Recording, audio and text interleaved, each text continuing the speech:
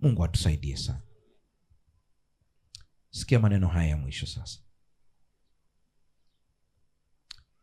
Basi ikiwa mmefufuliwa pamoja na Kristo, yatafuteni yaliyo juu, Kristo aliko. Wafanya biashara, toa zaka na sadaka kama kawaida ulivyozoea. Nenda kajaribu hili.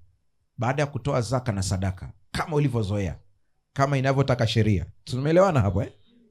Toa kama sheria inavyotaka. Ukitoka hapo, ifanye biashara yako kwamba unaubia na mtu, na huyo mtu inatakiwa wewe umpe share yake. Huyo mtu awe Yesu. Kwa hiyo andika kabisa kwamba inatakiwa nimpe ubia kiasi kadhaa.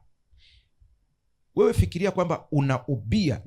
Hili jambo ukitenda kwa imani utaona matokeo yake. Mpe Mungu haki yake. Nimesema baada ya kutoa zaka na nini? Na sadaka. Kibinadamu utajaribiwa kuumia kwa sababu utaona ile pesa kama ni kubwa.